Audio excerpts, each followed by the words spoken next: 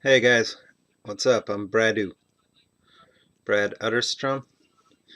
I'm going to do some drawing on camera of Marcus Mariota this is going to be a Topps Museum collection, canvas collection, artist proof, original sketch card, commissioned. Somebody wanted me to draw Marcus Mariota on a card. So I'll draw that and talk a little bit about what those are. Turn on my art light. I'm going to try this. I always get this shadow here. Any way that I've set up my camera, I always seem to get that really bad shadow. So I brought this extra little light here, and we'll see if that works better. It seems to me like it looks a little better on screen anyway. This is, for starters, this is what I do. I print up a couple photographs of a given player like this, and then I look at them and try and decide which one I like the best. This is kind of funny. It looks like a sequence. I hadn't noticed that before. But I'm going to try and draw this one here. I thought that was kind of a neat pose. I'll get the ball just in the corner here. I print up the reference to the size that I'm going to draw it. Or, let's see, or a couple of them I've done like this. Teddy Bridgewater. I started that one. And you'll see I printed it up closer to the size of what actually fits in that space, and then I realized it's kind of easier to print it the whole size of the card. But that's a pretty good idea of what I'm going for here. The first step, that's actually the second step. First step is going to be I sketch it up in pencil lightly, just to try and get everything in the right place. And it's trickier for sure to do these, to get started, when there's this border here. You know, I'm used to drawing on a card with no borders, or maybe there's like a little insignia down here, but these have quite a bit. It cuts in on my drawing space too. That's why I don't pick a shot with this helmet this big that fills up the whole space, because I know that I've got this border in here that I've got to leave room for. And it definitely makes it trickier. So I usually would go like start on the border, but I'm not going to draw in the border, I don't think, on this one. Maybe I should. It's got his name there. We'll see. I'll start like this and just go. Oh, should try and stay on camera. I tried to zoom in a little closer here today too. So it's going to be still pretty close to filling up this space. This is not the first time I've done this, but I did want to try and do this one. We'll see how it goes, but I wanted to try and do this one start to finish, like start with the actual pencil portion. A lot of times when I do my drawing on camera, I'll already have done, like you just saw that with the Teddy Bridgewater, I've already done the pencil and then inked in the outline. But every once in a while I try and do one from the very start, just so you can see my entire process. So nobody has to question how I'm doing things or whatever. I know myself when I find other artists doing work on, ooh, is that too close? We'll see. Doing work on YouTube or whatever, and I'm watching them draw. A lot of times they start with their sketch already in, and to me it's interesting to see that very first step, how it starts to take shape. I guess that's about pretty close.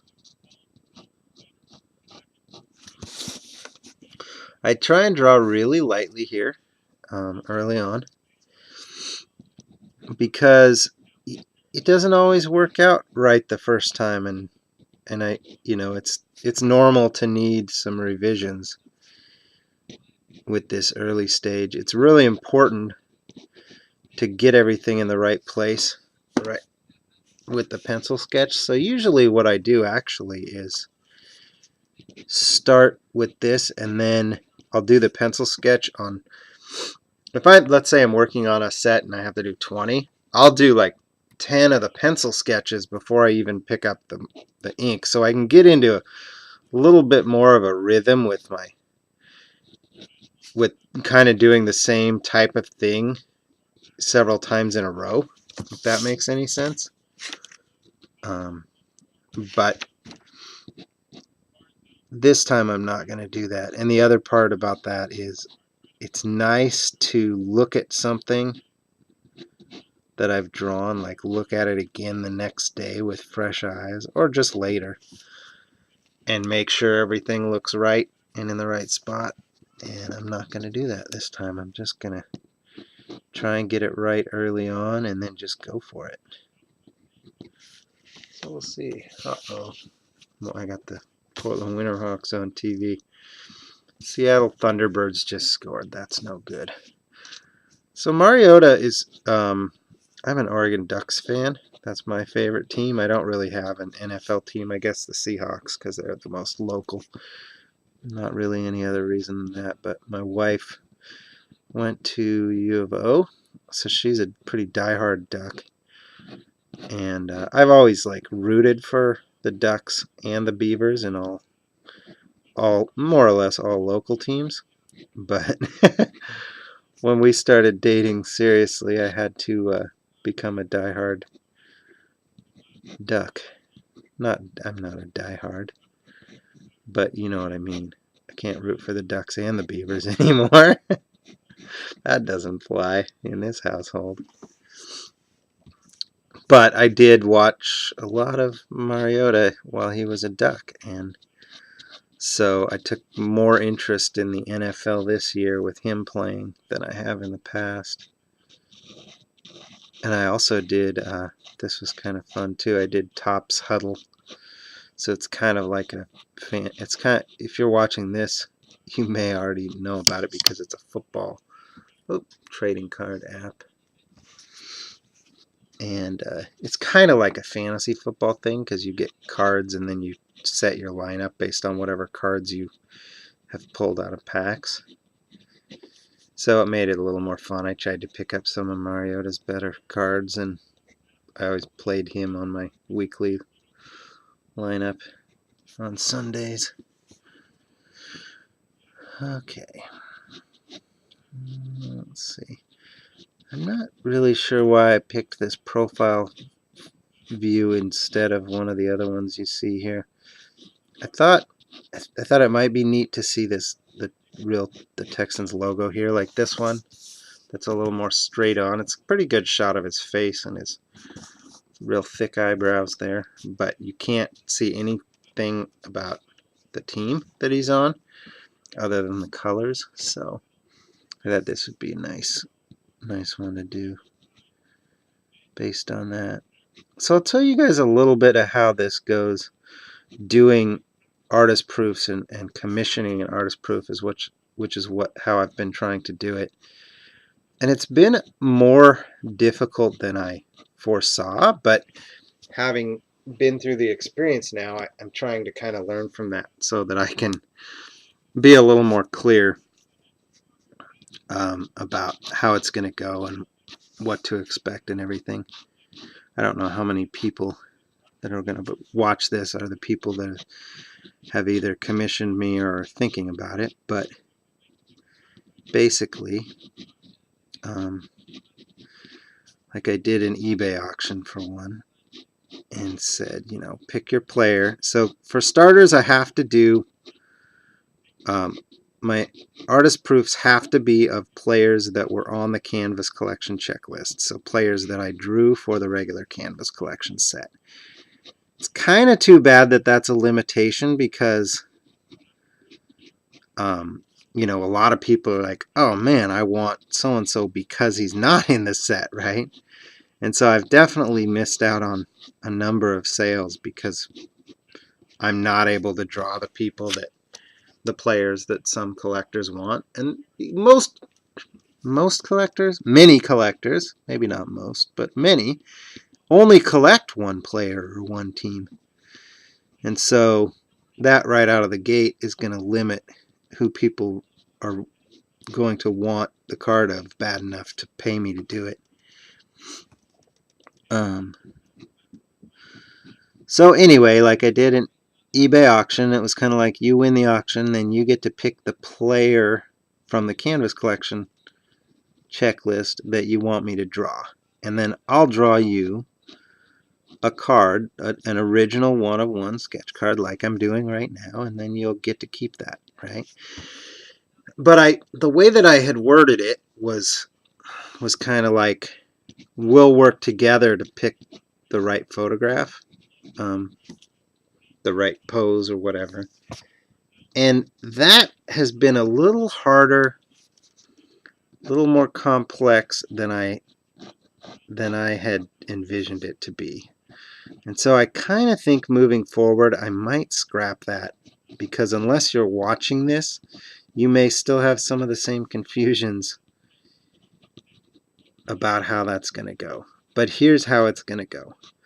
I have access to a number of photos from the Topps library. So basically it's pretty much the photos that are used for Topps cards. So if you've seen a card of said player, oh boy, my light's going to be in the way for where I want to draw.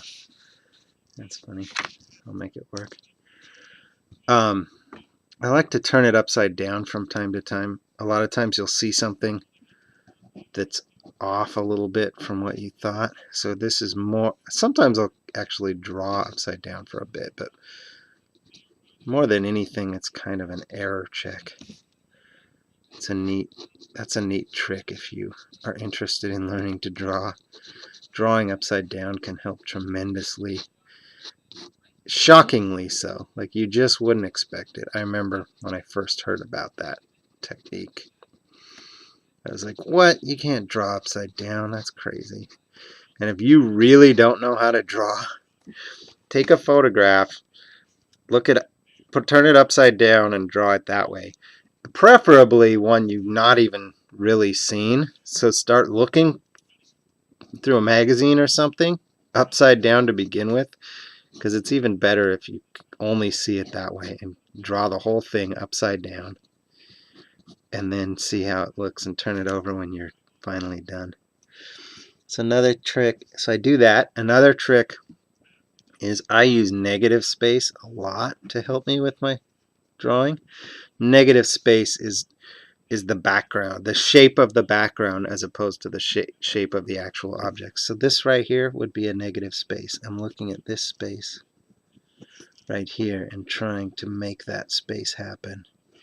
And that'll help me place the pieces of the helmet. Right, and then there's a little sliver there. These are some of the tricks to getting an accurate drawing, and I see a problem because of that, and I'm going to try and fix it now. This shape right here comes to almost there, and that means my chin, the chin was off a little, and the mouth.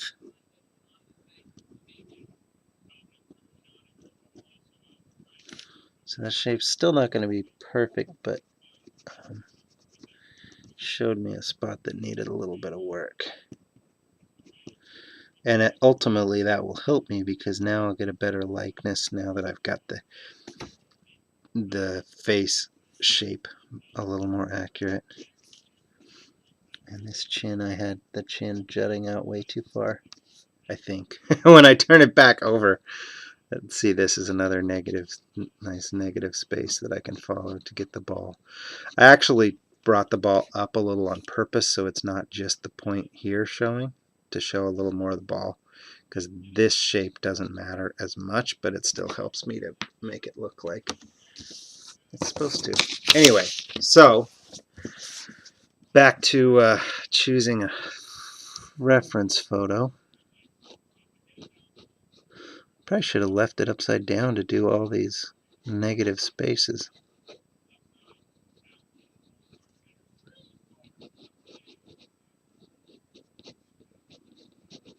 Sorry, it takes a little. Gotta be quiet to concentrate for a minute. So, I originally set it up like we'll work together to pick a photo, a reference photo that works, and I think people had different expectations about how that might go. I had kind of everything from, well, I don't really like any of those photos. I was looking for something like this, or one guy was even kind of to the next step and was like, I have a very specific pose I want to see. And the problem is, it just doesn't really work that way. If I had tried to do that, I'm pretty sure it would be rejected by Topps because I'm supposed to use one of the photos from their library. And so I almost think that I should, knowing now, if I could go back and do it again, I wouldn't say anything like, we'll pick a photo together. I will just say, I will draw this player for you. And because I have a fairly limited number of photos to choose from, and honestly, out of those, only a few of them are going to make a good drawing because a lot of them are going to be like a full action pose. If I tried to draw a full body on a card like this, it just wouldn't. It's not a big enough space to get a real full action pose and get any sort of likeness. The only way you'd have to rely on, the jersey, the team jersey and the jersey number to know who the player is. Whereas if I can draw it like this, a nice close-up of the helmet and the face, you'll be able to hopefully get at least a little bit of a likeness out of looking at the player's face.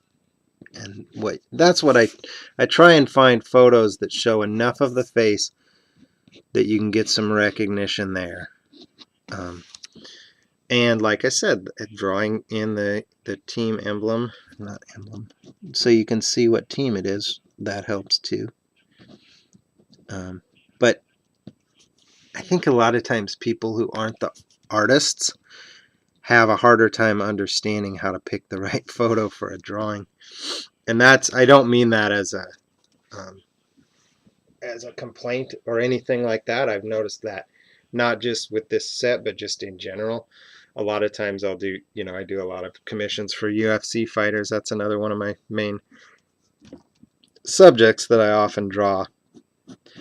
And it's not uncommon for somebody to say, hey, can you draw me a card of this fighter, and this is the photo I like, or whatever. And sometimes it's just not one that's going to work.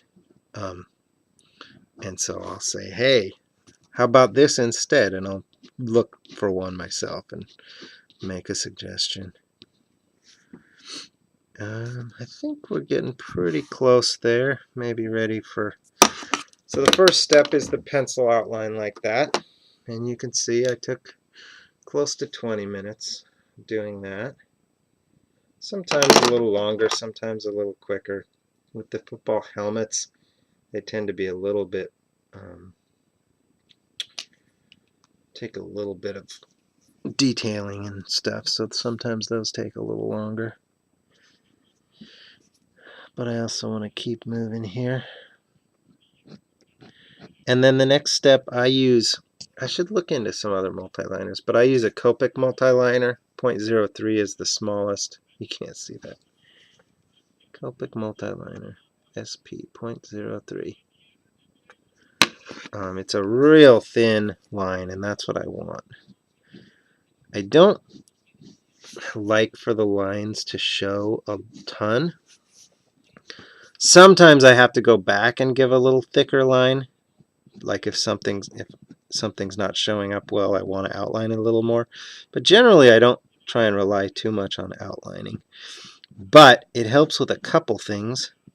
One, once I get the outline in, I can then erase away all the pencil marks, because they'll erase, but the ink outlines will stay.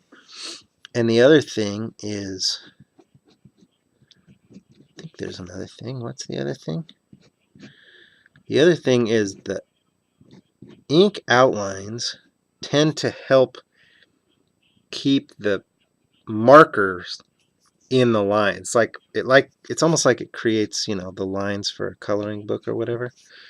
And so markers tend to bleed, but they don't bleed as easily outside of the line.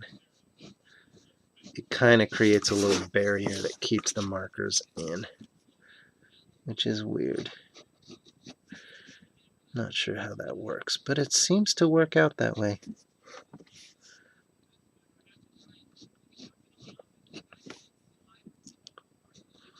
So I've got Mariota, I'm working on an Amari Cooper. I showed my Teddy Bridgewater. I got a Rob Gronkowski. Who else? Another one or two. Oh, Bettis. This for the Steelers. I'm going to be doing one of his for an artist proof. I wanted to do at least one on camera. I did shoot some of the initial ones on camera. Topps has a couple of those on their YouTube channel. They've got a time-lapse version of me drawing Jerry Rice and Kevin White. And so those, you might find those kind of neat. Plus here I'm just sitting here and drawing real time. Not many people are going to sit and watch this whole video that's going to end up going probably over an hour. Unless you're another artist who's sitting and drawing and listening to me talk about it.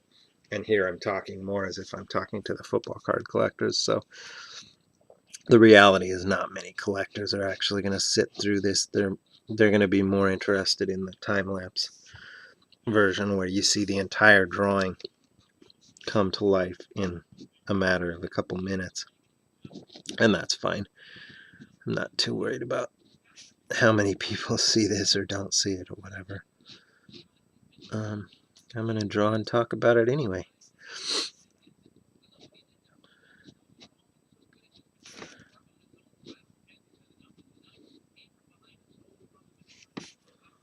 Gotta make sure, so I did my negative spaces, but I still gotta make sure they line up, or else it's all screwed up.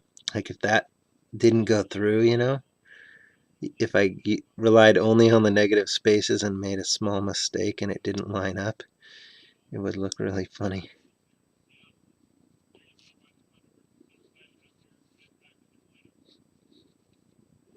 Drawing the this has been a big pain, drawing all the helmets and all the bars on the helmets, because it's kind of hard with the markers to get thin enough lines and still, you know, make it look detailed. I don't do enough of this, but I know some artists use a fair amount of colored pencils in conjunction with their marker work, and it's something I just haven't done much of, but I might. I need to find a way to really get these finer details. I think I did a couple like that. I think I did go to... See, sometimes like this one is just, it's pretty much just a dark blue straight. I don't need to do a lot to try and, you know, get a couple different blues in here. It might help a little bit, so I might try that, but a little highlight on there too. Anyway, we'll see how it goes. I might dig into my colored pencils for this too. Something I'd like to start doing regularly, and I just haven't really made the leap. I've tried it a couple times very sparingly. You wouldn't even know that I used colored pencil on those ones unless I told you.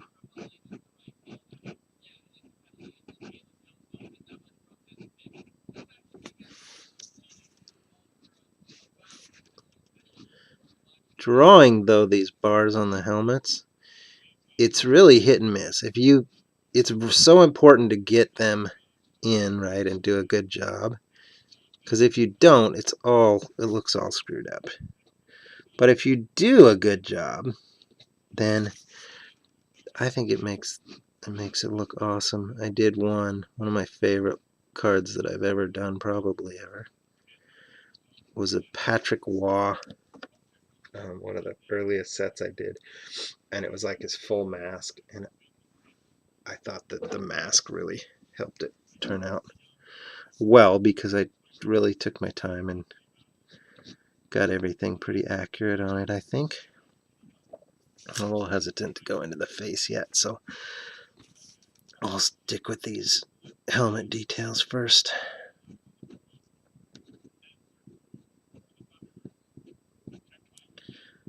I've tried a lot in the last year especially to bridge the gap between doing a really nice job and, you know, doing like really detailed, realistic drawings, and how much time I'm spending on it.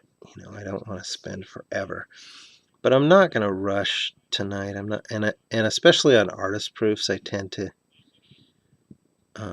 try and take my time a little more and make sure that I'm doing a nice job. It's a trick, though. You know, the longer you spend on each card, the less money you're making per hour or whatever for your time. But if you start trying to cut it, you lose quality. And so I've really tried to find ways to increase my speed while not losing any quality. And finding the right balance there. Let's see, what else can I say about doing artist proofs and how that works? So I think what I'm going to do from here on out, you know, if I put another one on eBay, because I can do, you know, I've got some more blanks I can draw for artist proofs. So if I put another one on eBay, I don't think that I will say on there like, oh, I'll give you several photos to choose from. I think I'll just say, you pick the player, I'll do the drawing. And then I may still show you a couple photos and say, do you like this one more or this one? But that at least makes it clear from the get-go that I'm not saying I can draw it any pose you want or any way you like or whatever, because I don't want to give people the wrong idea. And I think that happened a couple times when I tried to be more open to, you know, like, oh, I'll let you choose. I think it gives people the impression that they have even more freedom than that. I think had they not had that thought to begin with, they wouldn't have realized, we wouldn't have ended up having that issue, you know what I mean? If it just said that from the get-go, like, you pick the player and I'll do the drawing. It said, awesome, I want Jerry Rice. And then I'd draw them a Jerry Rice and they'd be happy with it. So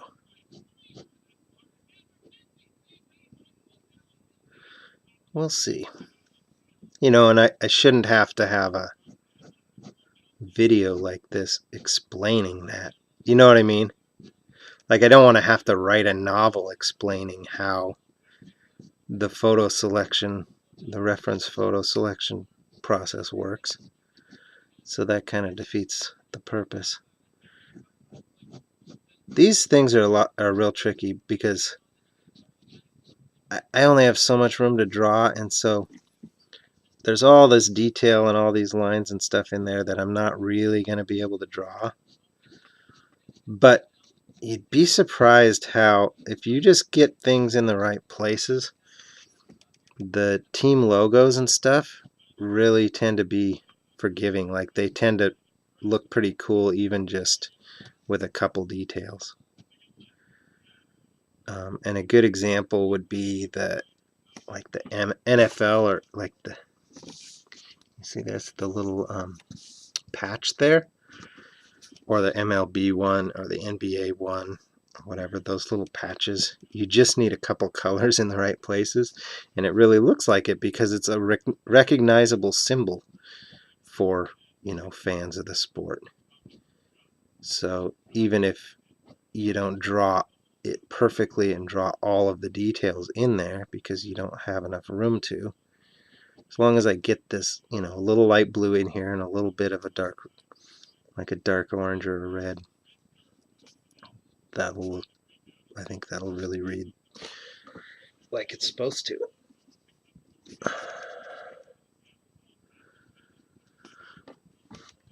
So last video I did, I did kind of that Q&A. I didn't advertise that video at all. I got 1 or 2 comments right away, I think, on it. A really good one that I meant to go back and respond to, but I haven't yet, from Dee Dee. Thanks, Dee Dee. I'm going to look into your advice. I don't remember what it was, but I remember thinking, oh yeah, it was a certain cardstock at Michael's. I'll have to check that out. But anyway, one of the questions had to do with how often to show your art, and like, do you show every practice sketch you do or not? And I kind of gave the advice to show some of your practice stuff, but not all of it.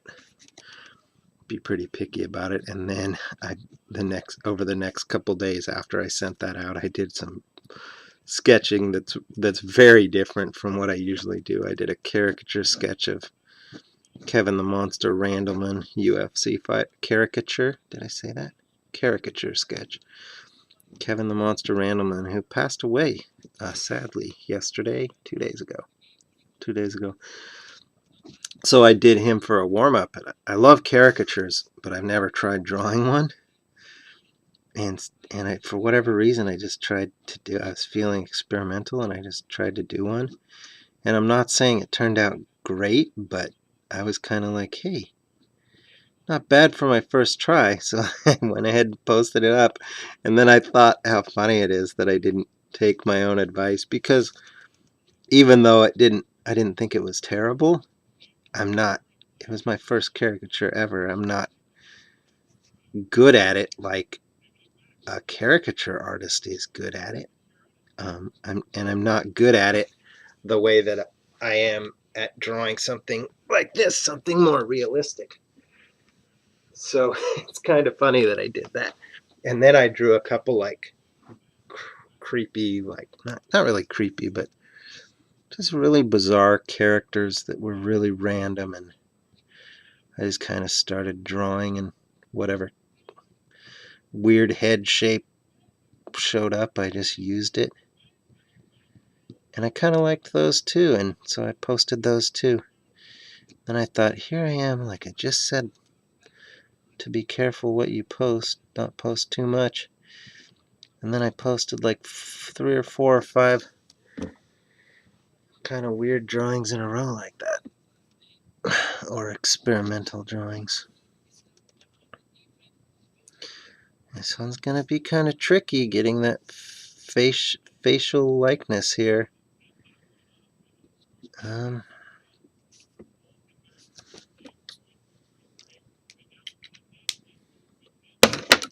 Let's keep moving forward. Ooh, question. Do I want to? I think I am going to include his name and draw right over onto the border here. Should draw the border on the football too? Probably. I'm going to do one side. I probably should do the other. Yeah, this will. The Gronkowski one, I was able to get the name on there too.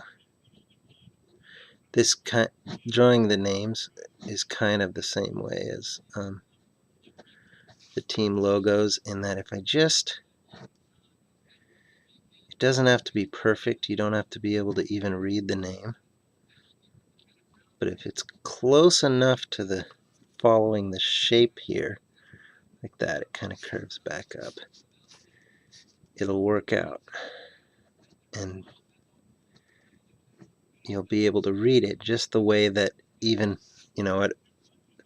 on your TV or whatever, at some weird angle, you can't actually see the whole name.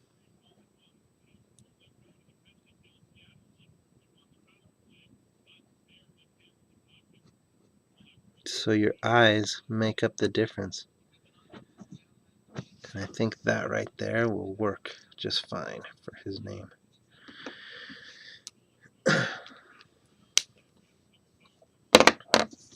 So that's what I got so far. That's with the pencil and then the Copic marker outliner.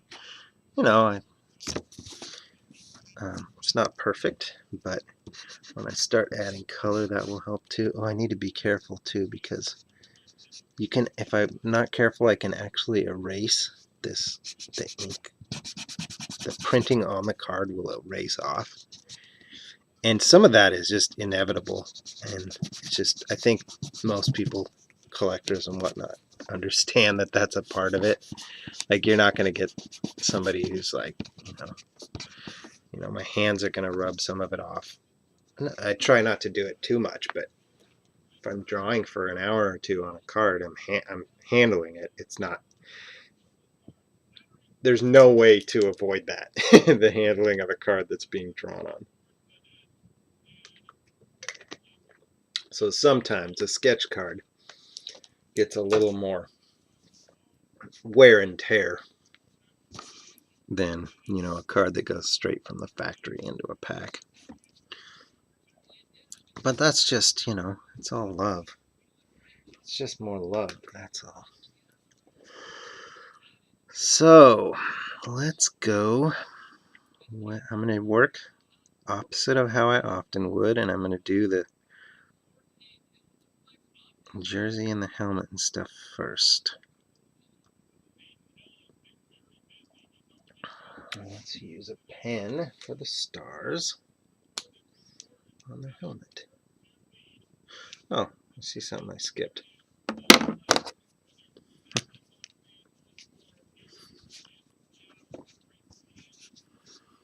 I'll even draw the Nike swoosh this time. I think sometimes I skip it. I have no idea why. Well, I guess I kind of know. And it's only because, and see here, I could have skipped Nike and then moved this logo up a little higher, because that's all you're going to get of that logo. But it's probably just enough to show. But a lot of times I just don't draw every little detail like that, like this. Like some of the little logos and patches and things like that.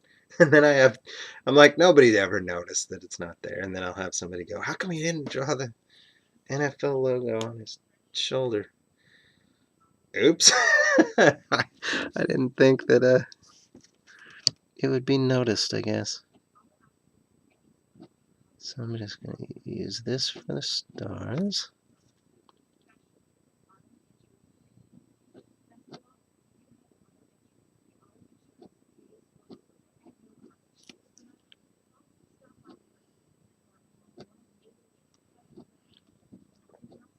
Again, the markers are just not fine-tipped enough that you can do everything with the marker. So sometimes I'll grab a little thin pen like that, or my multi-liners. I've got a couple different colors. In fact, I'll use the blue one for some of these blue lines here. Probably should have used this one for the helmet too, the mask. See that? Like, I'm not going to get that line from a marker. So I'm going to use this multi-liner for it.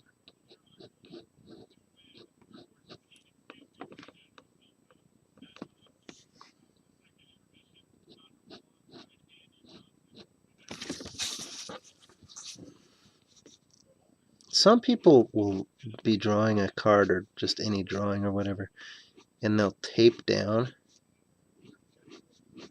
the card or the drawing surface. I need to move it around sometimes, because like that curve, it's a lot easier for me to do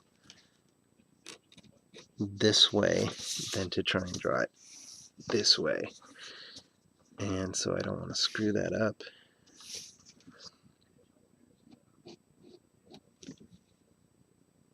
And another thing, some artists will use those little circle templates to get all these curves and stuff. And I do get why, like, if you draw a really wonky circle, it sticks out like a sore thumb. But I try and get mine accurate enough, just eyeballing it, that nobody would have a complaint about it. And I think that works good enough. Roy Culver would probably disagree. He's a very talented artist, for those who don't know. And very helpful to other artists, believe it or not. He's been giving me good advice, tips. Since I started doing sketch cards, I've asked for help, but I think he likes being a helpful guy. And so he then has started offering up help or advice at times too.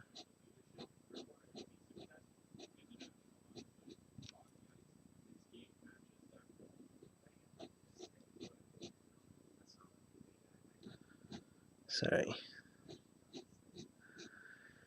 I'll get back to chit-chatting as soon as I finish up this little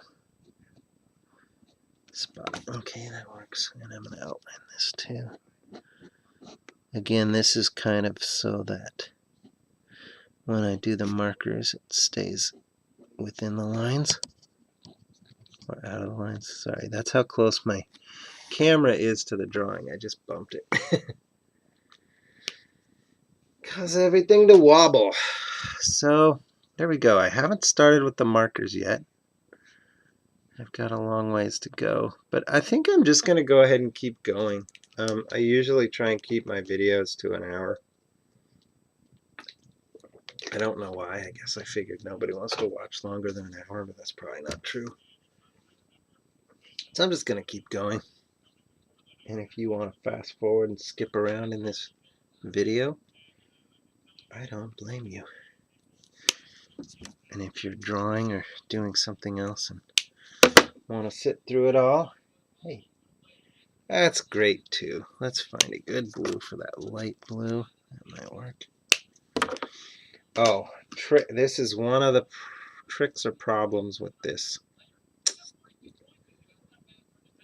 With these Canvas collection cards, they don't take the markers well in terms of layering. And so I have to approach it differently than I normally would on just about any other card or surface. So let's go with that for the part that's in the shadow. And hope that it shows up. It might not be dark enough. So I have to kind of go straight in and try and get the right color the first time, because it doesn't layer and blend like some drawing surfaces will. See, that's actually, I'm going to go with a lighter blue then, because I did that. Mint blue, will that work?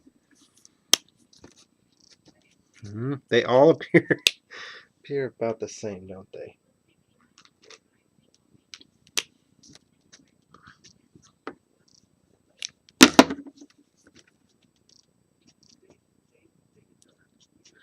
That'll work.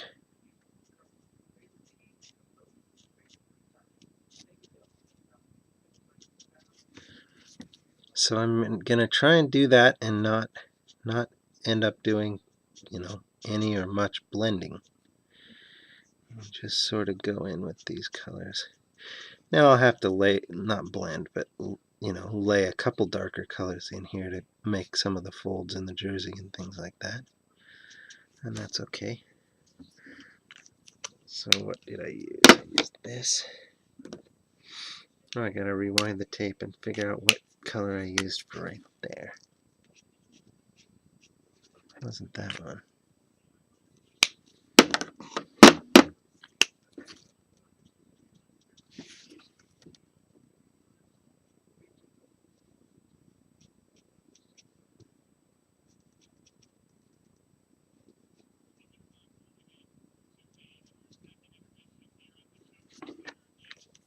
And then I need a really dark one. I need a couple really dark ones because I need at least two shades here. The darkest and then a slightly brighter one. I wonder if royal blue will work for that. That's pretty dark. And I know that my darkest is Prussian blue, so I'm going to use that for the darkest darks. of which there aren't too many because most of them are down in this area where I won't be drawing.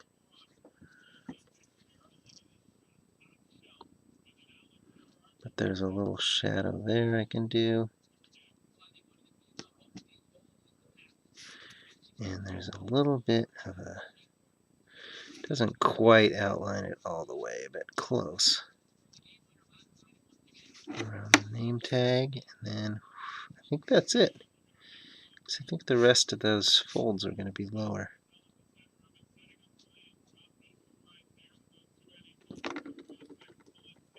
I'm afraid that royal blue will be too dark.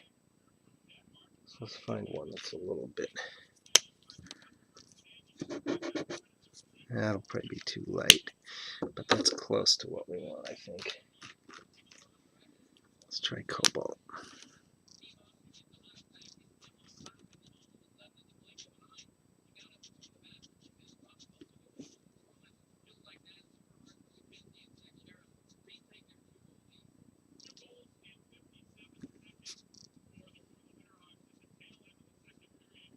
There we go, that'll work, I think. It's not my favorite blue, though. I guess that doesn't matter, does it?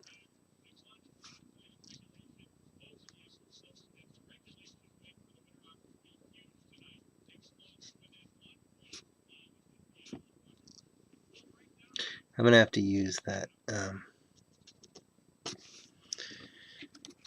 that blue liner to get some of those details in there, in between the letters, I think, for sure.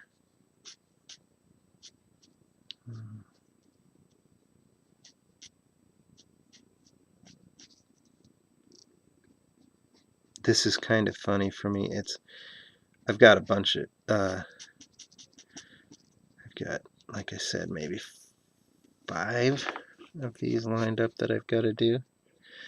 But the last several sketch cards I've done with my Copic markers, I've been really experimenting a lot with color and like layering over purples and blues and greens in the skin tones and everything. And so I've got to approach it very differently here than I did there. I did use Prussian, right?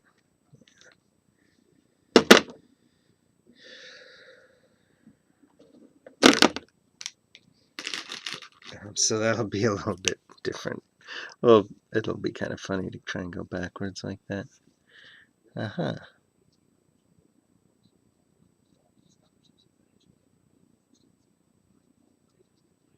Sometimes, like those, I don't know, that looks a little, whatever, not perfect enough. Does that make sense? What was I doing? Oh, this is what I was going to try and do. There we go. Actually, I'm going to get out that liner before I get too carried away. So, like, this is what I mean. That didn't look very perfect, right? But if I go back over with the liner, I can clean it up. So I want to give a shout out. The response I've gotten from doing these on this set has been pretty good overall. I've been really excited about it because being the only artist on a set is really an honor. And I wanted to give a shout out to James Henry Smith, who's the artist who did the football canvas collections the last couple of years. That dude's pretty phenomenal. And so I was kind of like, man, I got to be on my A game because these football collectors are spoiled because they got this guy doing all their artwork. And he's good. So I hope that I did, I did work that I felt like, given this situation, I felt like I did work that I can be proud of.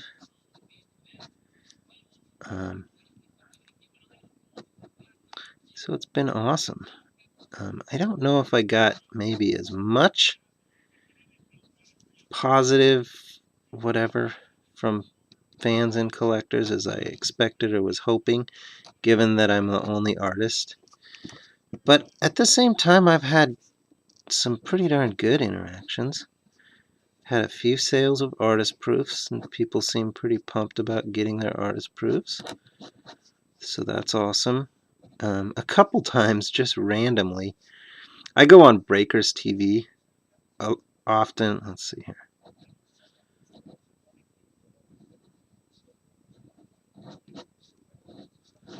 I go often when a set comes out that has my artwork in it. And that's what I would say. And so over the last week, I've been popping into different rooms, some rooms I've never been into and stuff, because I'm looking for people who are busting open canvas collection, or canvas museum collection. And it's fun for me. I'll just have it on in the background and I'll listen while they're opening. And I'll draw or whatever. Sometimes I don't. Sometimes I get carried away, and like on the Friday that they came out, I was a little more into it, and I was like actually watching. Sometimes I'll draw and just have it on in the background. I always feel a little weird. I'm like, I want to say like, hey guys, what's up? I'm the artist who drew these canvas cards. But I always feel a little weird about saying that. I usually do ultimately at some point if I go into a room and they're opening cards. But it's like, how do I bring that up? And I think half the time they think I'm lying. But half the time, like people are like really think it's neat, neato. But anyway, what I was gonna say is, twice, just by random chance, I've popped in at like just the right time in different rooms. One was actually a guy who ordered one of my artist proofs, and I skimming through chat rooms or Breakers TV rooms, and I go on one room and I see in the chat one of the last things said in the last couple minutes was, "Hey, I'm waiting to hear back from the artist who drew these." So that was kind of neat. I was like, "Oh yeah, hey, I got my phone on the charger. I better go check my messages." That was pretty funny. And then another one was, what was it? Oh, I popped in right as the guy was saying he pulled 2 of the Canvas collection originals. So like this, the actual 101 sketch cards in the same case. And actually it was in the same half case, which is pretty crazy to begin with. But it was such good timing that I had just popped in because then I was like, oh, really? Let me see him. I wish I could have seen that, you know. So he was really cool. Was that? I don't know. Gone into Braden's daddy. That room is. That guy was pretty cool. He was really nice.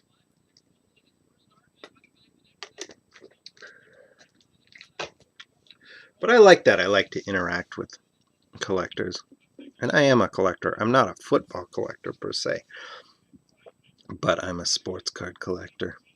And an artwork sketch card collector. My own personal collection, if you've been watching all my videos, you kind of know this by now. I collect autographs of MMA and hockey. I collect, recently one of my most favoritist, oh boy, that sounded stupid. One of my favorite collections actually is just recently, well, not just recently, a year ago maybe, I decided to try and recollect a lot of the stuff I had as a kid, which is junk era, basically 87 on up. But I'm focused on rookie cards and baseball, just baseball for now. There's going to be a few basketball and football that I'll pick up, but not. Like with baseball, I'm trying to get more or less every rookie card from the 80s, early 90s, and than some from before. Like I picked up a Dale Murphy. He was my dad's favorite player. So he's got kind of a special place in my heart, in my collection anyway. Let's see. I kind of wish I had not used that color, which I can always try going over with a different color, but that sometimes doesn't work out either. But I think I'll try that. Try this one for the... Ooh, see? Sometimes the color is a little different in my photographs too. It's a good blue.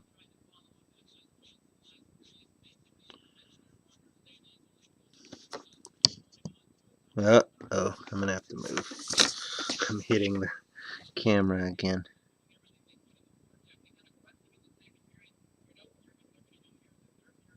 There we go.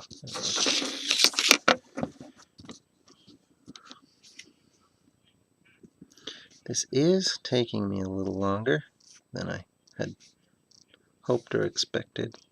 Oh well. Now I said that they don't blend well, and that's kind of true, but I am going to go over to try and texture a little bit here on the jersey. Give some of that. And this is not the same color that I did the base coat there. It's got a little bit brighter.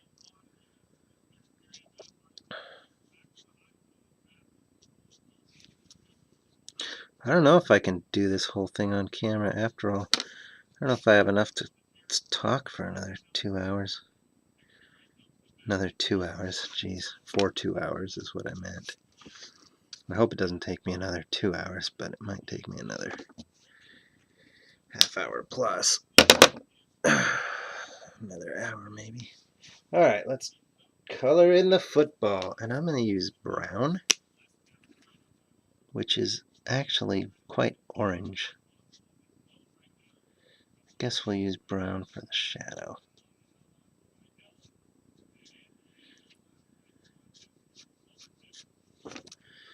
Leather is another pretty good color. There's a lot of brown colors that work. There's another orange. This is a very reddish looking ball actually, but that's probably just the way that the coloring on the photograph is.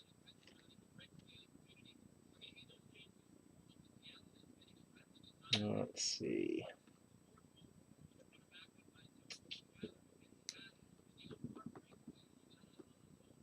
I don't have as many reds. I have a lot of markers. I don't have as many reds as I wish I had.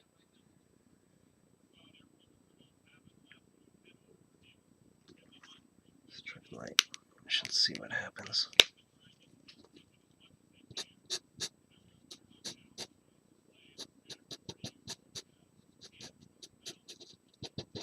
So I'm drawing a little bit of an oranger football than the one we see.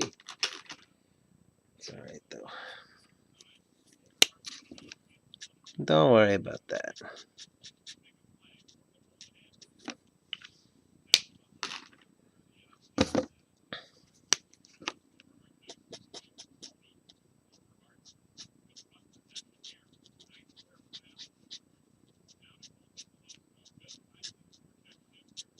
So, I got some exciting news I haven't really shared. Oh, I talked about drawing that football all the way out to the edge here. I don't know, it'll just barely go to the edge, so I think it might be better to leave it in the frame. I'm going to Hawaii in less than a week for the Industry Summit, which is something I've never done before. But my buddy, James Walcott, who actually helped me kickstart my rookie card collection I was just talking about, because he's a dealer, he's a local card dealer, and I sort of met him through that, because years ago I would go into Hoopla Sports Cards, and he was working there, and I was like, showing some of my UFC artwork at the time, and he was just always really cool to me in there. And then randomly, somewhat randomly, but still connected to trading cards, so not totally random. I later became friends with a guy, Gregor, who is one of his close friends, James's. And so now we're all good buddies. And anyway, he is going to the industry summit this year, and I have never even heard of it. And he said, I was talking to him, and my wife and I were talking about going to Hawaii towards the end of the month for, what am I doing here? I lost my marker. For kind of celebrate our anniversary and like a second honeymoon, but now we have a little, yeah, we got a little one to take with us too. I need it in between there. And he's like, dude, I'm going to be in Hawaii during that time. I'm going to the industry summit. You should come with. And I was like, what? So we got to talking about it, and I was like, all right, I'm doing it. So we kind of catered our little trip around being able to go. Okay, now let's do, I'm going to do the face colors before I go into the bars of the mask. So I'm going to the industry summit, and I'm going to go check it out. And I don't really know what to think. I'm not a dealer. I don't think it's probably normal for sketch card guys to go to this thing. It's really expensive. But I heard you can get pretty neat swag that might help make it worthwhile monetarily, because it's more expensive than I would normally be able to afford or want to pay or whatever. And but if I'm going to be in Hawaii anyway, it was kind of like, hey, you know what? Let's do this. So I whipped up a business card set with a lot of sports figures so that I'll have something good to hand out to people I meet to help show off my work. Good, this is a better dark color. And I'm glad it kind of is taking it.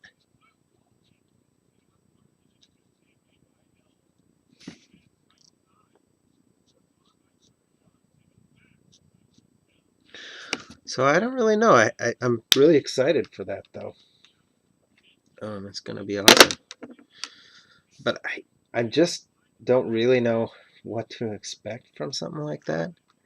So I'm just going to take a bunch of drawing stuff and be prepared to sit and kind of listen to some people's some presentations or something about sports cards and the sports card market and all this stuff, and I'm gonna have a good time and hopefully meet some cool people and some good contacts. There'll be someone there from Topps for certain, but I don't know if there will be anybody from Topps that I have worked with on these sets.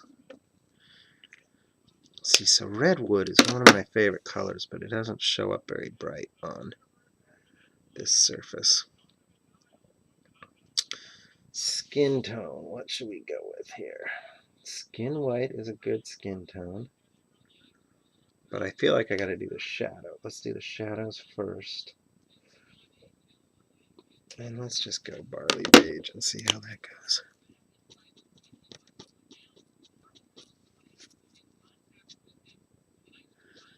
Kind of feel like I might need a pinker one.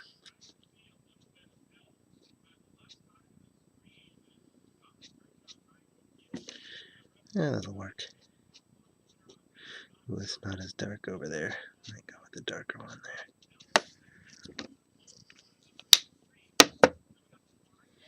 But I don't know if I need to go as dark as redwood. What about dark suntan? That's better.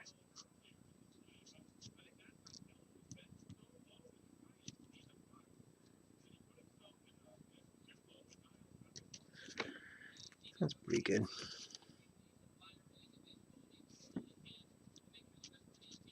So my wife's gone for an hour or so here. Longer, hopefully. Ooh, maybe not. She's going to come home while I'm in the middle of this. Oh well. She kept talking about that she was going to leave not all weekend, but last night and Friday and Saturday night. And here it's Saturday night and she's only left. She went to like a book club with some of her friends just for a couple hours. She's like, you're going to have plenty of time to draw this weekend because I'm going to leave Friday and Saturday and take the baby and give you some space. So I was planning on drawing like all day, and I just finally sat down to draw here at 8 o'clock or whatever it is. I don't mean to blame her because I just need to be able to draw with her and the kid around. The kid! He's always getting in the way and ruining everything. No, he's the best. My kiddo's the best. He's only 3 months old now. Maybe not even. No, he's not quite 3 months. He'll be 3 months in a week. And we'll be in Hawaii celebrating.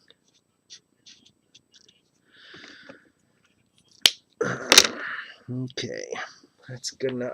We'll go back a little bit in some of those skin tones and try and detail a little more, but I wanted to get that stuff down before I start drawing these blue bars in front of his face.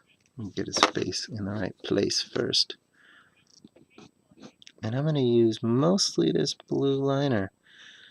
Oh, I have an idea. I have another blue that's lighter. And I wonder if that'll... I don't use this pen very often, but let's see if it works. To give like the light. So like draw a light blue and then a dark blue under it.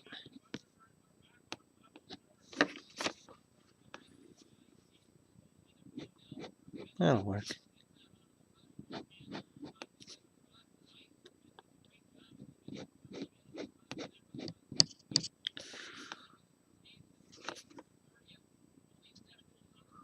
Sorry, I don't mean to hit that. It's just gonna happen from time to time. I gotta get a better setup. I was talking to another artist earlier who's doing Periscope. And I have Periscope, I downloaded it, but I haven't used it because I feel like it's silly to try and record something on my phone when I could put it on YouTube. This is tough. Keep hitting that damn camera. The damn camera.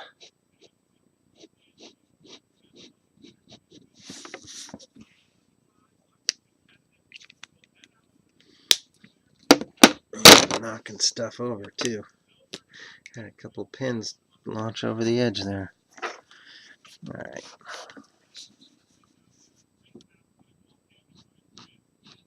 So I enjoyed that Q&A video I did last time. If anybody else has any questions for me, I'd love to do another video like that. Questions about whatever, about sketch cards mostly.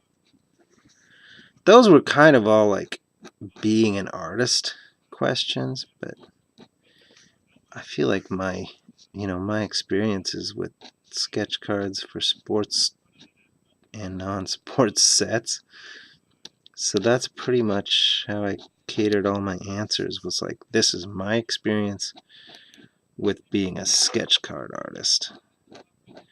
And I hope it was still helpful for that, the way that it went.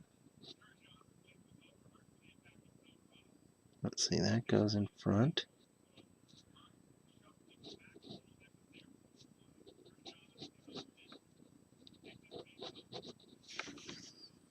And this one is in front. There's a little angle there that I did not show earlier, but maybe I can catch it there. There we go, and then this one goes behind.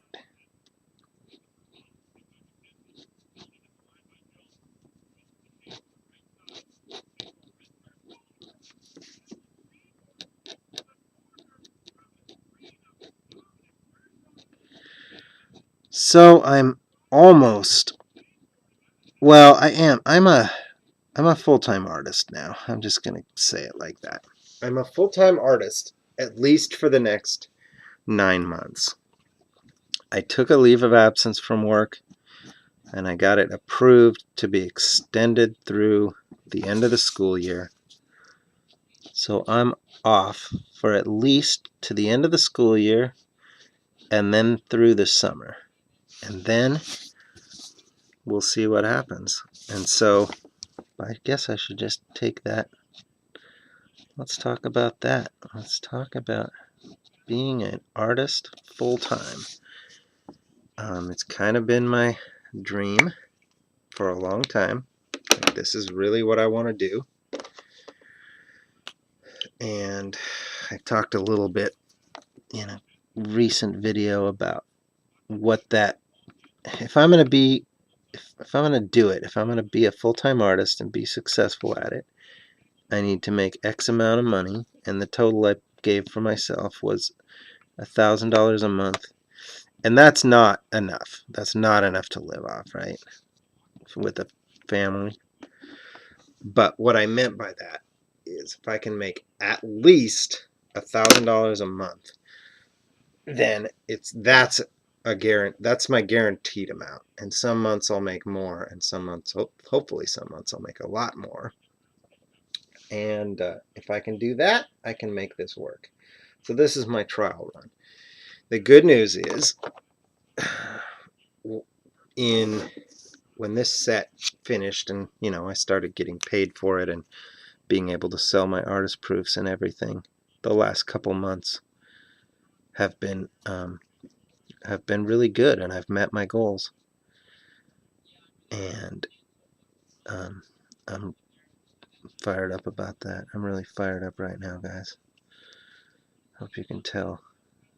And I'm excited about that.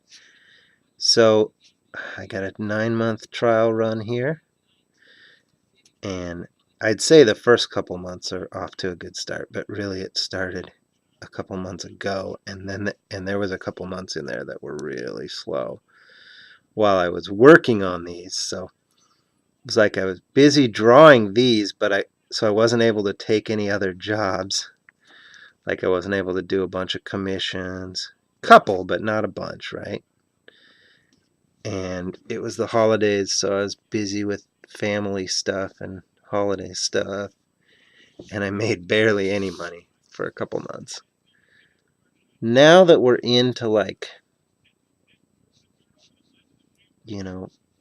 holidays are over,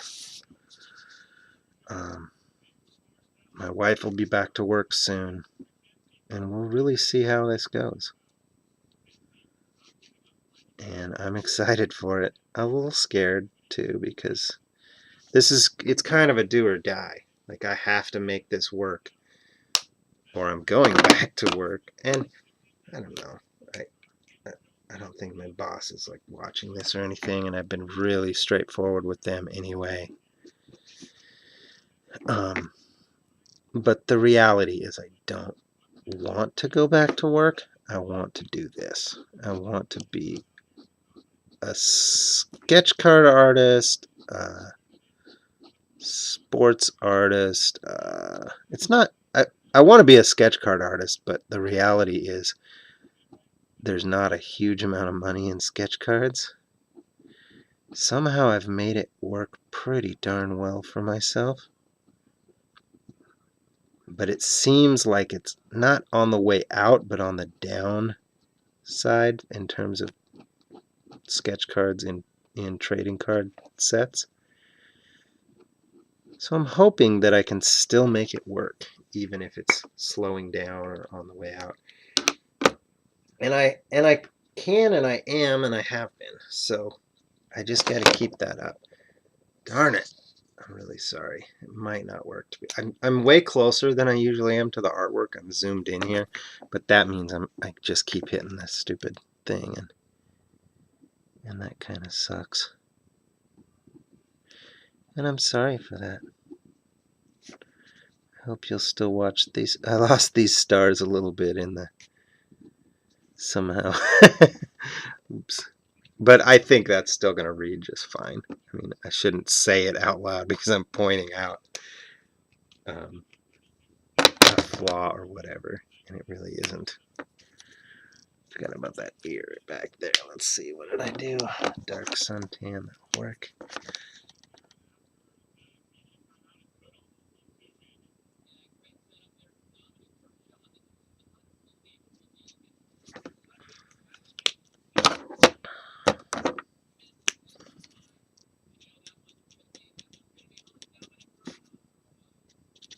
So I gotta find some more fun skin tones to sneak in there. I like to use some pinks.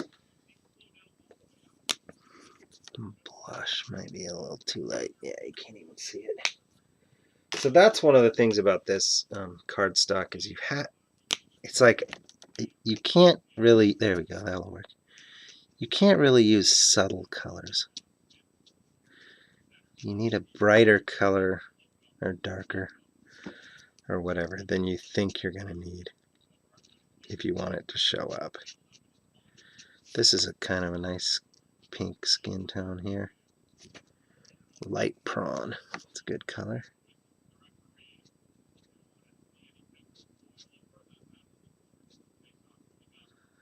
Come on, let's see tempers boil over.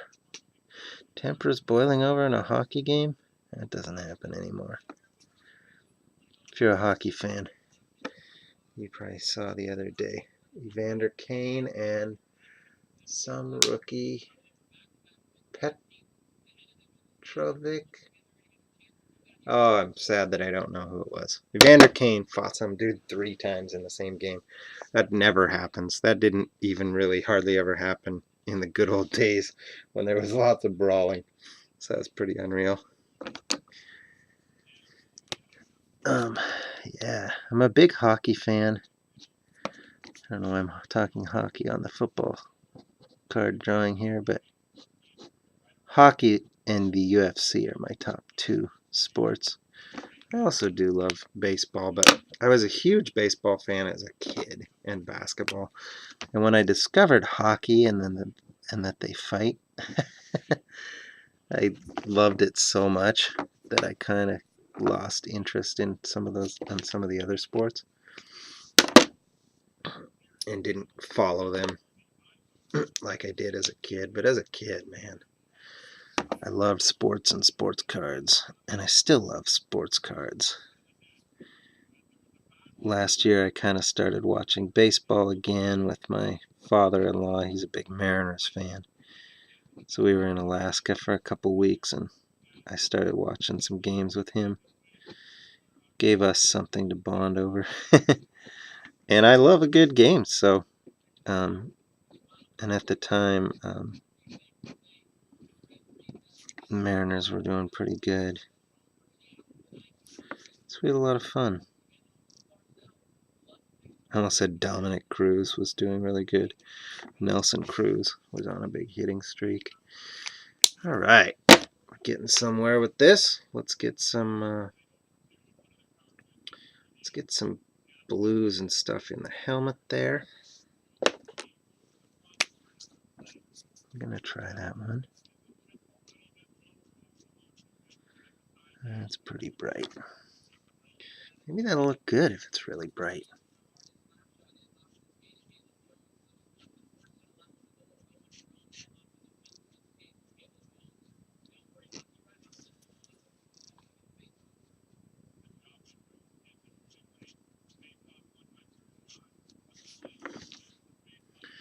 Yeah, it's not gonna hurt, is it?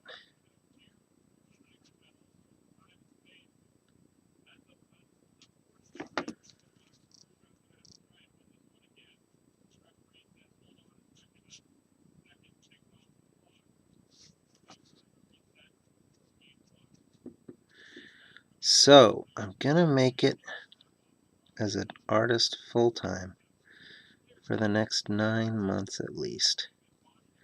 So help support me in that. Buy some of my artwork. Watch my YouTube videos. You don't. I'd say that, but I'm not sure what I'm going to do, how I'm going to do it and make it all work. I'm going to have to do something different. Oh boy. Let's see. I'm going to have to do something different. I'm going to have to get some kind of a real schedule down for how I do things. When I draw, how often I draw. I realize that staying home with a kid that's a few months old, I'm not going to get a lot done. But I got to find things I can get done during that time. And then I got to find ways to, when my wife is not working on her days off, to get a lot done those days too. And maybe more. That's not the right color. What do I use there? How about this one? Frost. See, those are way different colors, and they show up almost the same. Almost the same.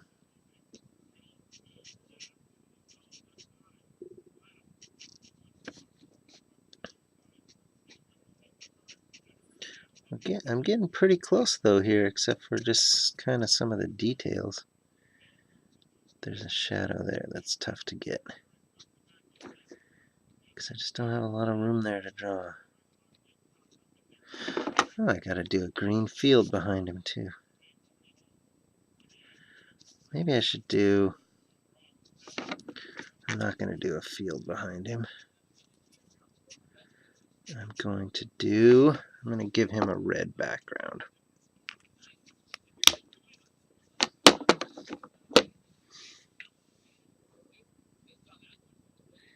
We're going to give Marcus a red background with dark red around the edges. Oops.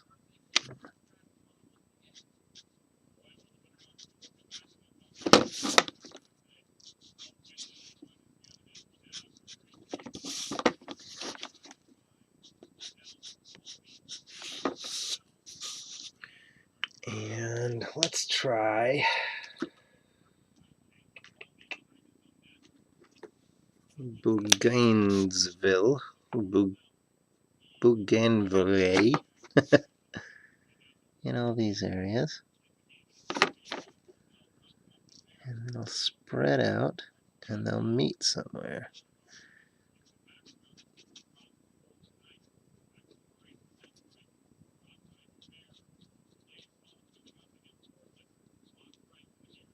Got to be careful not to touch those blue parts, or it'll really smudge up the pink.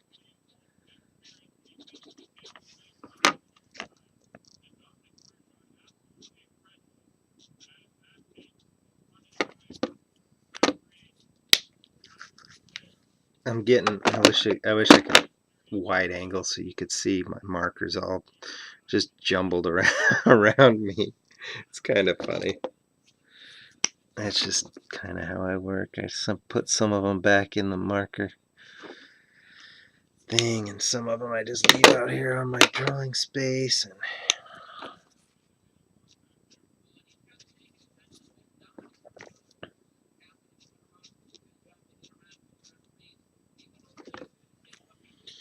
okay, and then let's use strong red to bridge the gap. And I'm going to use strong red kind of down here.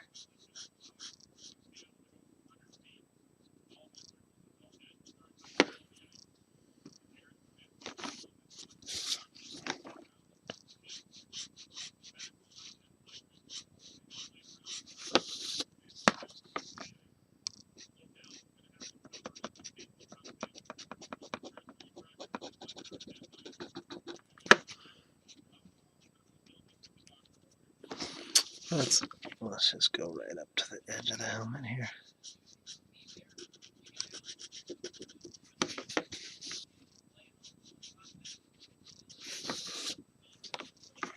And then let's bring it from the bottom up to meet the pink.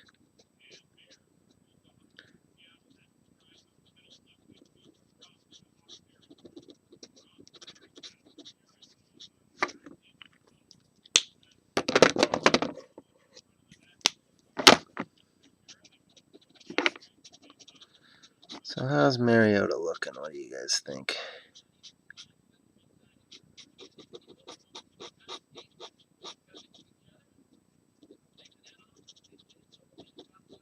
See how this, I can get them to kind of blend in a little bit, but definitely not a lot. I'm going to use red right up the edge there. Kind of just make it a little. Is that working, or is it too big of a jump from the red to the pink?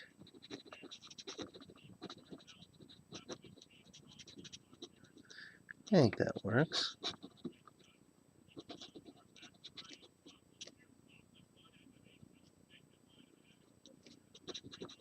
Don't you think the background really helps quickly? Like all of a sudden the whole thing looks better when there's a background in there? I think so.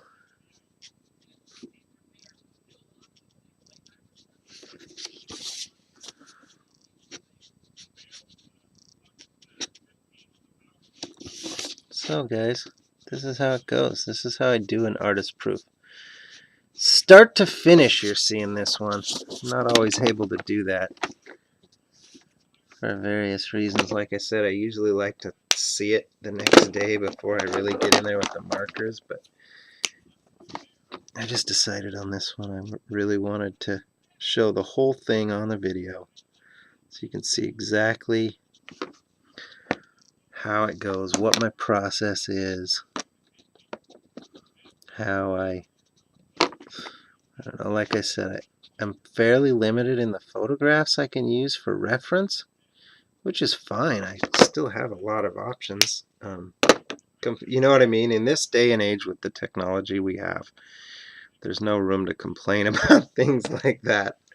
Because whenever I love to draw, say, one of my other favorite things is like classic wrestling, like 80s, not classic, but kind of classic, 80s pro wrestlers.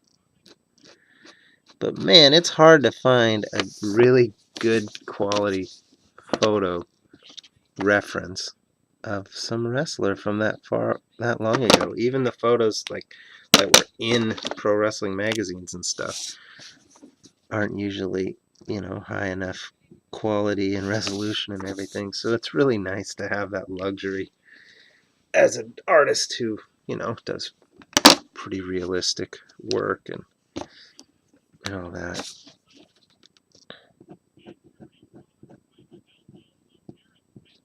So this is how it goes. You pick a player, and I will pick a really nice photo and make it look like them. I do need to keep detailing a little bit in the face here, which I'll do now. One thing Mariota has is really thick black eyebrows. Now you can barely see them in this photo, but that's okay. We're going to play it up a little bit to make it look like him more. So let's see. He's got some, you don't want to make his eyelashes too prominent, but he definitely has some eyelashes.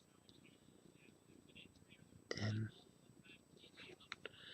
how much of the eye can you see? About that much.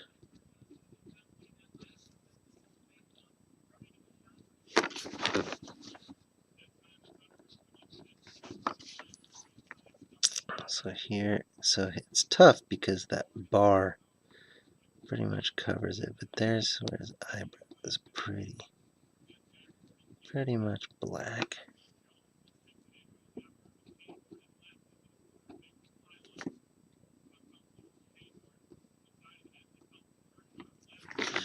And I'm gonna use, I told you I don't rely on the multi-liner a lot, but I'm definitely gonna use it to play up some of these edges so we can see what's actually going on there.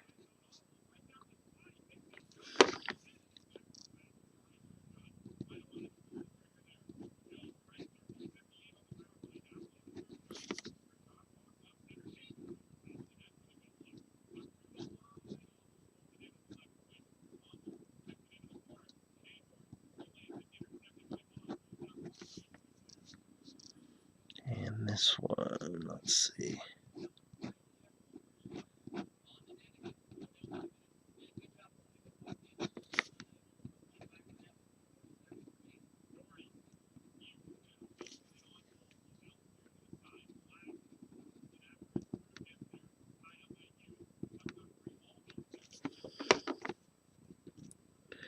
Sorry, guys.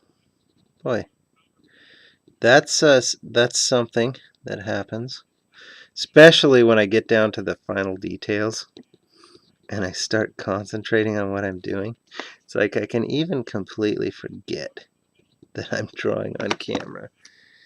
And I think I don't know how long was that?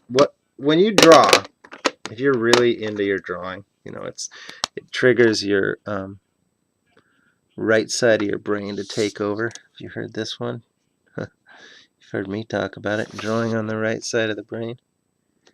It's a great Betty Edwards book. It's a drawing book. Like drawing. How to draw. That's if you want to learn how to draw, read that book. But anyway, when you start drawing like that, you trigger the right side of your brain and you lose track of time, and that's when you do your best work. And it's why it's hard to get used to drawing on camera, and drawing and talking at the same time. It's pretty funny. I really don't know.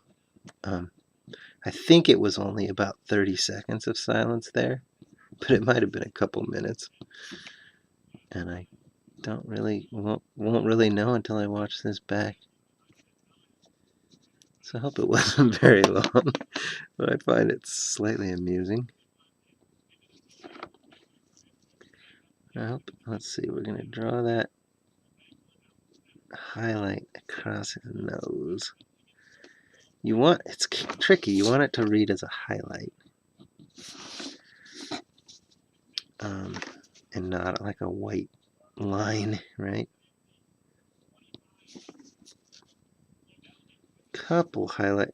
I want to not overdo these highlights, but a couple highlights on the dark blue bars to really give them some pop. Highlights are a good way to kind of like doing that background I said, like really kind of brings it all together quickly. Doing highlights is usually like the thing at the end that kind of helps really make some things pop. Let's see. How's that lettering? Does that work for you guys?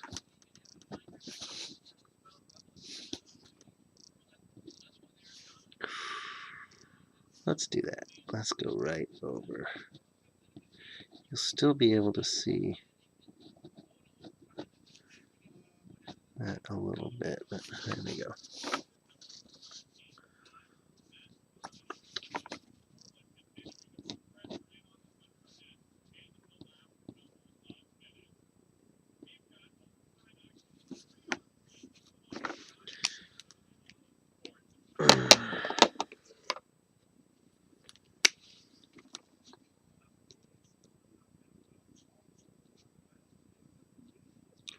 So I hope you guys have enjoyed this. This is for sure my longest video to date. An hour and a half.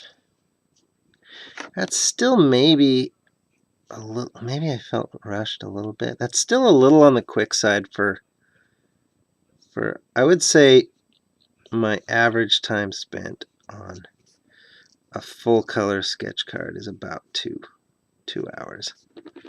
Now I still have some detailing and stuff that who knows how long it'll take me, but I think when I have the camera on, I tend to get eager to finish and keep moving on it. I don't want to stall things too long, so I want to complete this as close to complete as possible on camera. And yet I think there's always a possibility that I turn off the camera and take my time and really take a good look at it and see if there are some last minute details I can add or change.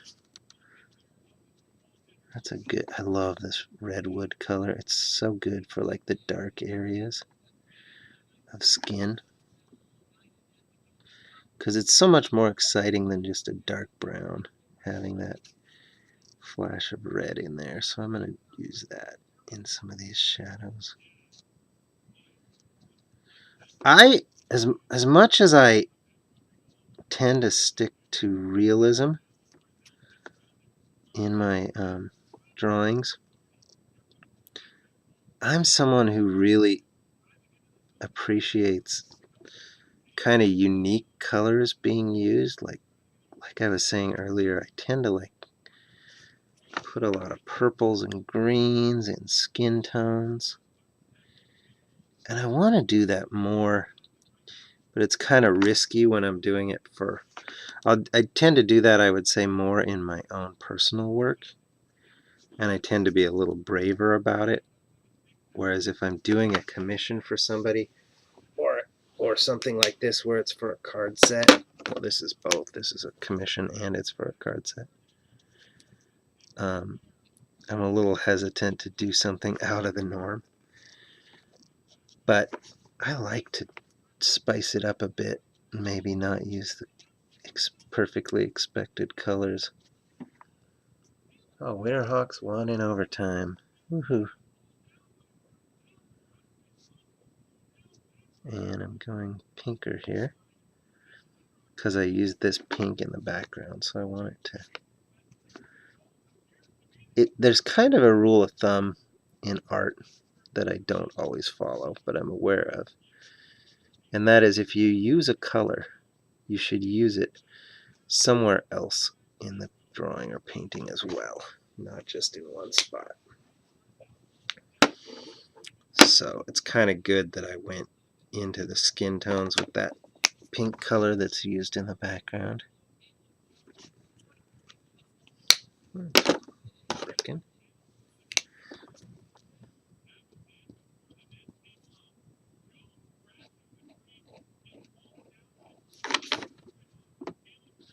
Alright guys, almost done here.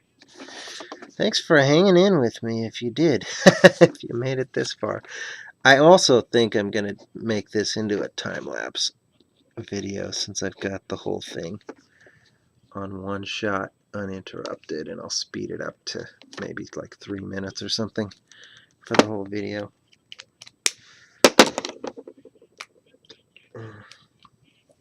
I think it's, even as an artist, you'd think that my eyes would kind of adjust to this, but I always need to see things again later before I really know how I feel about them. But right now I feel like this has turned out pretty well. I feel like I'm pretty happy with this. I'm going to go with some better blues in there. I'm going to go with a darker blue in the shadow area there. Will this one work? Might be too dark, but we're going to try it at least in part. Yeah, that'll work.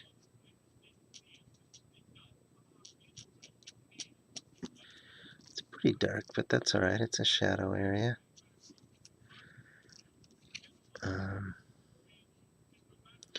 Anyway, I think I'm pretty happy with this, but I'll really have to take a look at it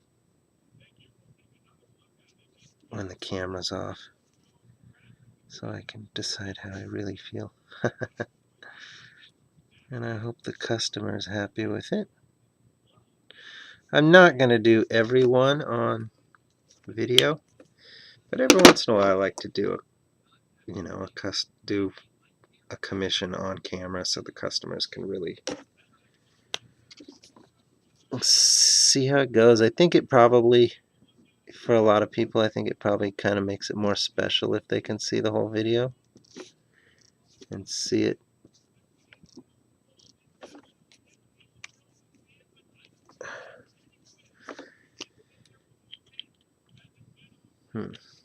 Let's see here.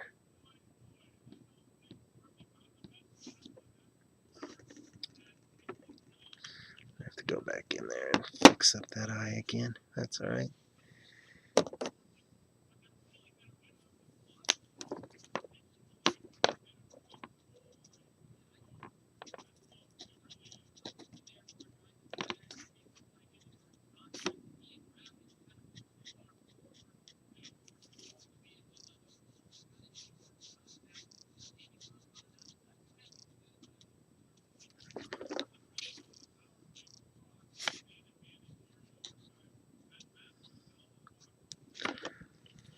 So one of the things I want to do as I'm doing art full time now, which really, as far as the hours go, kind of won't happen till I'm back from Hawaii and my wife's back at work.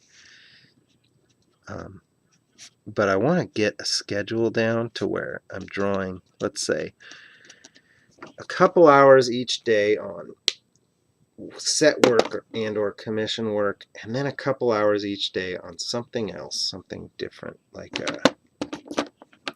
those kind of creature-y drawings I was doing, or sketchy, quick sketches, or anything else like that that's a little bit new and different, so that I can continue to improve and expand and take my art in different directions as well.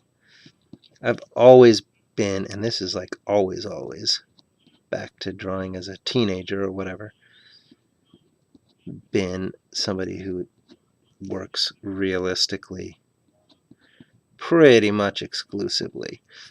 But there's a point in my life, especially as I'm going to be doing art full time, where I really want to expand my skills to include more drawing from imagination and drawing from, I don't want to say not from reference, but because even drawing from imagination, you can go to references. Like, for instance, if I'm drawing some creature or whatever, I can find it, maybe a human, a person, to look at their reference and totally exaggerate certain areas, and that's how I come up with the creature. Now, sometimes you'll do something completely from imagination, and I think that those different skills can play into each other. Like, knowing how to draw realistic will help me be able to draw from imagination and make it look a little more realistic, and vice versa. Knowing what the part I'm missing is knowing how to draw from imagination.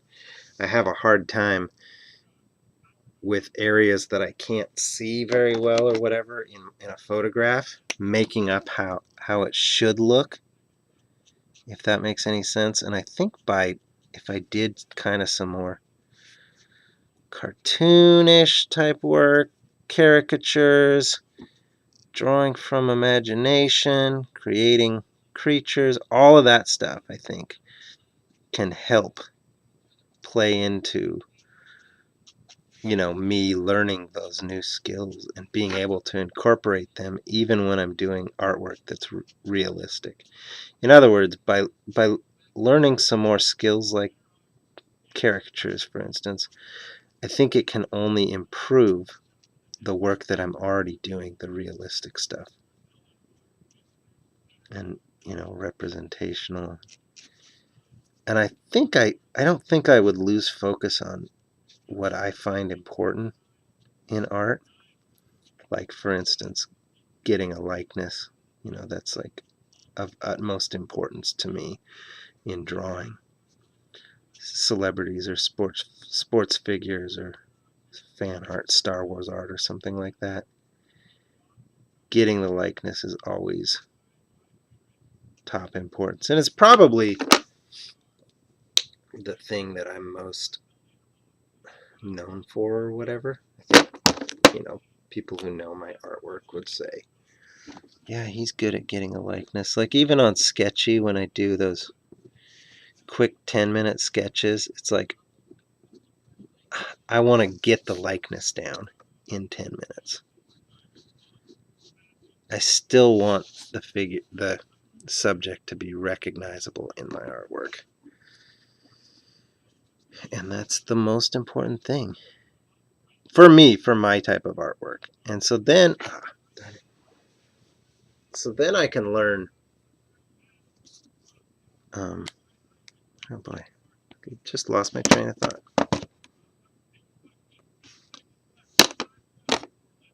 Never mind.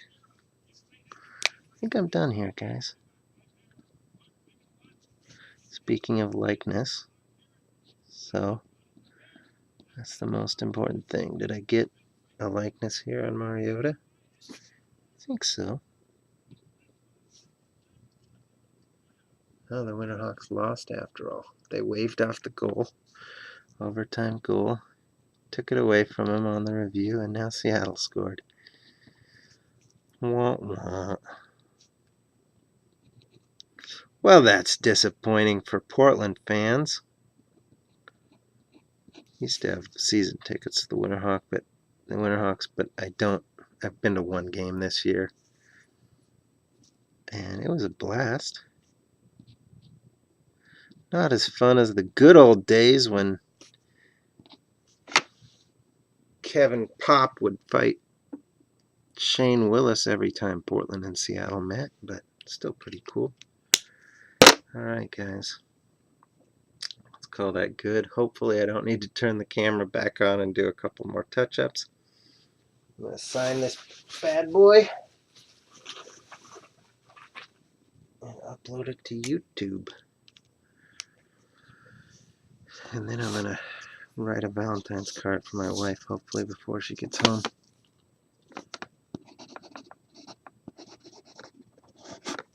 So here's what I'm doing. So I sign the front like that.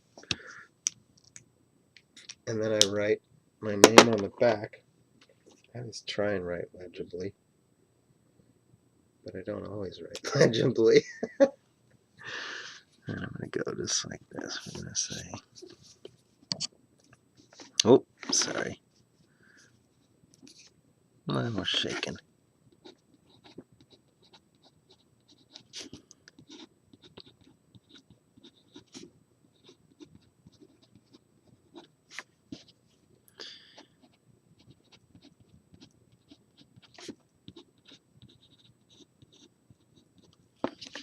Should I write the player names, do you think? I did with Museum Baseball last year. Then I wrote the wrong name on one guy. Oops. So then I didn't with these, and then I saw somebody who pulled one. Said, I don't know who this is. There's no player name anywhere on it. I could have written them on there. I wonder if I should have. There we go. Marcus. Alright, thanks for watching, guys. I hope you enjoyed that. Shut that one off. And check back. I'll have more videos later. Thanks for watching. Hope you're enjoying my museum canvas collection art. And see you guys later.